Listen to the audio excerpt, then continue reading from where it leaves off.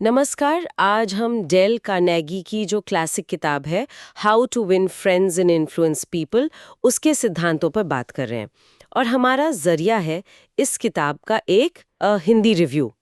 तो इस रिव्यू में जो खास बातें हैं आज हम उन्हीं को थोड़ा खोल कर समझेंगे। हाँ, ये किताब तो खैर बहुत ही मशहूर है और इसका रिव्यू देखना दिलचस्प होगा। बिल्कुल। तो आज की चर्चा का मकसद सीधा सा है, इस रिव्यू के आईने में देखें कि लोगों से बेहतर तरीके से जुड़ने और उन्हें सही मायने में प्रभावित करने के लिए कार्नेगी के वो कौन से तरीके हैं जिन्हें ये रिव्यू खास मानता है। ठीक है। और शुरू करने के लिए ही इस रिव्यू में एक आंकड़ा है जो मुझे काफी मतलब चौंकाने वाला लगा। अच्छा, क्या? ये कहता है कि किसी की भी सफलता में आप मानिए 85% हाथ लोगों से व्यवहार करने की कला का होता है। 85%? हाँ, 85। और सिर्फ 15% तकनीकी ज्ञान या स्किल्स का। ये तो बहुत बड़ा नंबर है। मतलब जो हम डिग्रियां लेते हैं या स्किल सीखते हैं वो सिर्फ 15%। बिल्कुल। रिव्यू तो यही इशारा कर रहा है और ये सोचने पर मजबूर करता है कि हम शायद अपनी टेक्निकल स्किल्स पर जरूरत से ज्यादा ध्यान देते हैं और जो ये लोगों से डील करने वाली बात है, जिसे सॉफ्ट स्किल्स कहते हैं आजकल। हाँ सॉफ्ट स्किल्स, उसे शायद उतना महत्व नहीं देते। तो फिर ये पेश आने की कला जैसा रिव्यू कहता है, ये है क्या असल में? रिव्यू कुछ बुनियादी सिद्धांतों की बात करता है। जैसे पहला ही सिद्धांत जो रिव्यू में है वो है आलोचना, निंदा या शिकायत करने से बचें। हाँ, और ये सुनने में बड़ा सीधा लगता है पर है बहुत गहरा। रिव्यू का इशारा है कि देखिए, आलोचना का असर लगभग हमेशा ही नेगेटिव होता है। क्यों? ऐसा क्यों? क्योंकि जैसी आप किसी की आलोचना करते हैं ना, सामने वाला फौरन डिफेंसिव मोड में चला जाता है। मतलब वो बचाव करने लगता है। हाँ, ये तो होता है। अपनी कमियां खासकर दूसरों के सामने कौन सुनना चाहेगा? ये सीधे सीधे उनके सेल्फ रिस्पेक्ट को चोट पहुंचाता है और नतीजा, आप सुधारने चले थे और रिश्ता बिगाड़ बैठे। सही बात है। लोग फिर कतराने लगते हैं, शायद बात करना भी बंद कर देते हैं। बिल्कुल। तो फायदा तो हुआ नहीं, नुकसान हो गया। तो ये बात तो गांठ बांधने वाली है। अच्छा, अगर आलोचना नहीं करनी तो फिर क्या करें? रिव्यू का दूसरा पॉइंट इसी से जुड़ता है, लोगों की ईमानदारी से और सच्ची तारीफ करें। हाँ। रिव्यू कहता है कि हर इंसान के अंदर ना एक गहरी इच्छा होती है कि उसे महत्वपूर्ण महसूस कराया जाए। हाँ हाँ, और यहाँ ये शब्द सच्ची और ईमानदारी से, ये बहुत बहुत अहम है।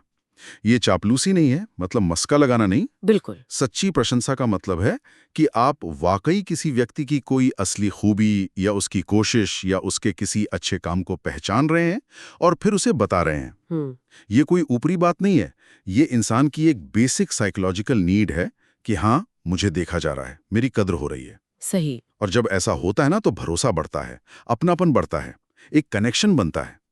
अगर हम इसे थोड़ा बड़ा करके देखें तो ये आपसी सम्मान की पहली सीढ़ी है। लेकिन रिव्यू शायद ये भी कहता है कि सच्ची तारीफ करना हमेशा आसान नहीं होता होगा।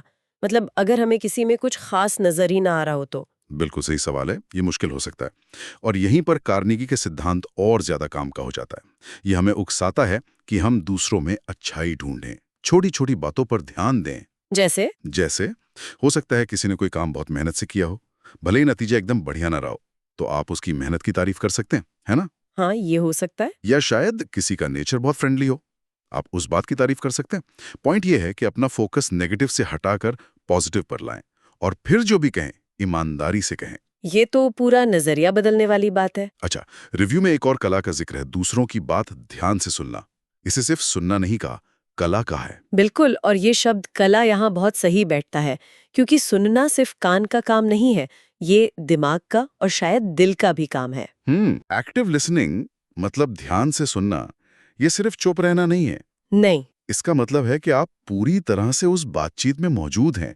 आप सिर्फ शब्द नहीं सुन रहे, आप सामने वाले की भावनाओं को, उनके नजरिए को, उनकी जरूरत को समझने की कोशिश कर रहे हैं। अच्छा। जब हम सच में किसी को सुनते हैं, बिना उसे बीच में काटे, बिना मन में अपना जवाब तैयार किए, तो हम उसे सबसे बड़ा तोहफा देते हैं, सम्मान का। हम ये कह रहे होते हैं कि आप और आपकी बात मेरे लिए जरूरी है। और शायद जब हम इतना ध्यान से सुनते हैं तभी हमें वो छोटी छोटी बातें मिलती हैं जिनकी हम सच्ची तारीफ कर सकते हैं, जैसा हम पहले बात कर रहे थे। बिल्कुल सही पकड़ा। ये सारी चीजें आपस में जुड़ी हुई हैं। और ध्यान से सुनने का एक और फायदा ये होता है कि आप लोगों के बारे में अहम बातें याद रख पाते हैं। हाँ। और यहीं से रिव्यू का अगला सिद्धांत आता है, लोगों के नाम याद रखना। ओहो, ये तो बहुत ही प्यारी बात कही है रिव्यू में कि किसी भी इंसान के लिए उसका नाम दुनिया की सबसे मीठी और सबसे जरूरी आवाज होती है। हाँ, ये लाइन कमाल की है। इसके पीछे भी कोई साइकोलॉजी है क्या? हाँ, बिल्कुल है। देखिए, किसी का नाम याद रखना और उसे बातचीत में इस्तेमाल करना, ये एक छोटा सा काम है, पर इसका असर बहुत बड़ा होता है। कैसे? ये दिखाता है कि आप सामने वाले को एक व्यक्ति के तौर पर देख रहे हैं, उसे अहमियत दे रहे हैं। वो सिर्फ भीड़ का हिस्सा या कोई अजनबी नहीं है आपके लिए। अच्छा। जब कोई हमारा नाम लेकर बात करता है तो हमें फौरन एक पर्सनल टच महसूस होता है, एक जुड़ाव बनता है। ये बहुत आसान लेकिन बेहद असरदार तरीका है कनेक्शन बनाने का, बशर्ते ये नेचुरल लगे, रटा रटाया नहीं। ये अनुभव तो हम सबने किया है। जब कोई भूले बिसरे हमारा नाम याद रखता है तो अच्छा लगता है। चलिए अगले सिद्धांत पर आते हैं जिसे रिव्यू ने हाईलाइट किया है। हमेशा पहले दूसरे व्यक्ति के नजरिए को समझने की कोशिश करें। मतलब अपनी बात कहने से पहले ये सोचे कि सामने वाला क्या सोच रहा होगा। हाँ, इसे एम्पैथी कहते हैं ना, सहानुभूति। ये उसकी बुनियाद है। अक्सर हमारी बातचीत, हमारी बहसें इसलिए बिगड़ जाती हैं क्योंकि हम सिर्फ अपना पॉइंट प्रूव करना चाहते हैं, अपनी ही कहना चाहते हैं। सही बात। हम ये समझने की जहमत ही नहीं उठाते कि भाई सामने वाला ऐसा क्यों सोच रहा है, उसके अनुभव क्या हैं, उसकी जरूरतें, उसके डर क्या हैं। जब हम एक पल रुककर ईमानदारी से सामने वाले की दृष्टिकोण को, उसके पॉइंट ऑफ व्यू को समझने की कोशिश करते हैं तो पता है क्या होता है? क्या? एक तो गलतफहमियां कम होती हैं और दूसरा, मसले का हल निकालना आसान हो जाता है।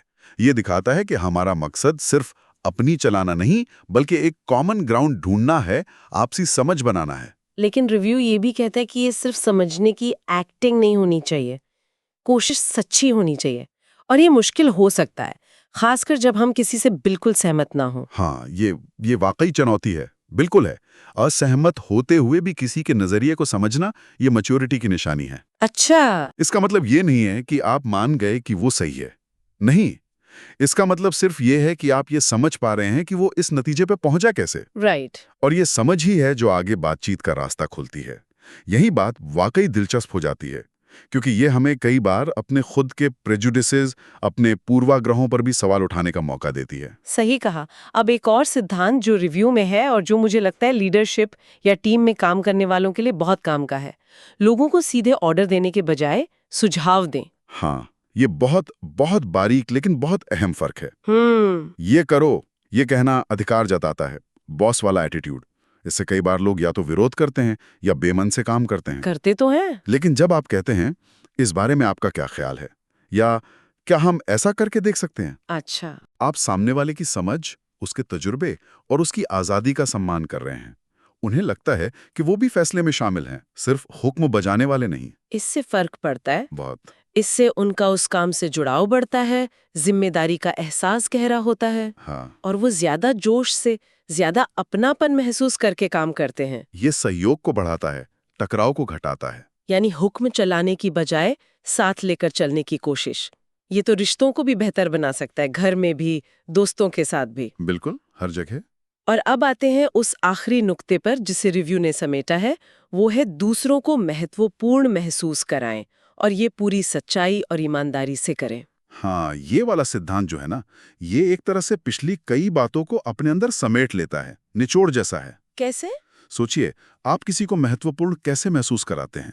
जब आप उसकी सच्ची तारीफ करते हैं। हाँ। जब आप उसकी बात ध्यान से सुनते हैं, उसका नाम याद रखते हैं, उसके नजरिए को समझने की कोशिश करते हैं, उसे ऑर्डर देने के बजाय उससे राय लेते हैं। सही। ये सब मिलकर ही तो सामने वाले को ये एहसास दिलाते हैं कि भाई आपकी कद्र है, आप मायने रखते हैं। लेकिन फिर वही बात जो रिव्यू बार बार कहता है, इसकी चाबी है सच्चाई। ये दिल से आना चाहिए। मतलब दिखावा नहीं। बिल्कुल नहीं। लोग दिखावे को बहुत जल्दी पकड़ लेते हैं। अगर आपकी तारीफ झूठी है, आपका सुनना सिर्फ एक्टिंग है, आपकी हमदर्दी बनावटी है, तो असर उल्टा होगा, विश्वास बनने के बजाय टूट जाएगा। तो ये सारे सिद्धांत असल में सिर्फ कुछ ट्रिक्स नहीं है, ये तो एक पूरा नजरिया है, लोगों से जुड़ने का एक ज्यादा मानवीय, ज्यादा सम्मानजनक तरीका।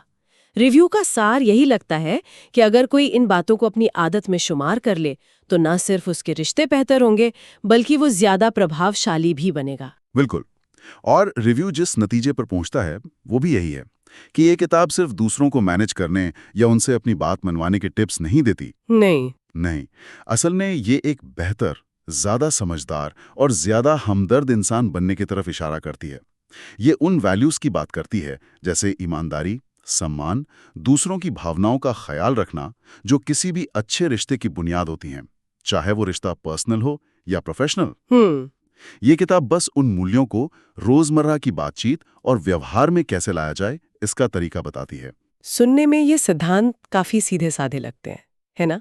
लेकिन इन्हें लगातार अपनी जिंदगी में उतारना, वो यकीनन एक प्रैक्टिस है, एक साधना है। हाँ, बिल्कुल आसान नहीं है। और ये बातें सिर्फ ऑफिस या बिजनेस के लिए नहीं है।